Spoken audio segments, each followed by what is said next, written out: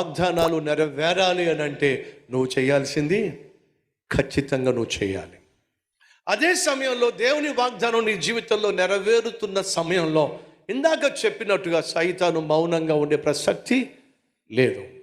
ఖచ్చితంగా ఆటంకపరుస్తాడు. నీ ఉద్యోగం రాకుండా చేస్తాడు, నీకు ప్రమోషన్ రాకుండా చేస్తాడు, నీకు పెళ్లి కాకుండా చేస్తాడు, పిల్లలు పుట్టకుండా చేస్తాడు, కుటుంబం కట్టబడకుండా చేసే ప్రయత్నం చేస్తాడు. వాడు శతవిధాల నీ జీవితంలో దేవుని యొక్క ఆలోచనలు నెరవేరకుండా సైతాను అడ్డుపడతానే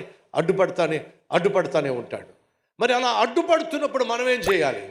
ఏం చేయమంటావు ప్రభు? ఉద్యోగం లేకుండా చేశావు. ఏం చేయమంటావు ప్రభు? పిల్లలు లేకుండా చేశావు. ఏం చేయమంటావు ప్రభు?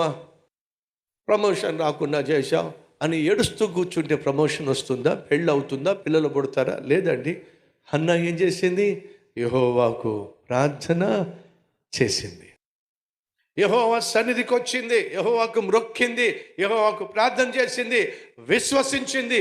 అలాగే తన భర్తతో కలిసింది. దేవుడు ఆమెను జ్ఞాపకం చేసుకున్నాడు.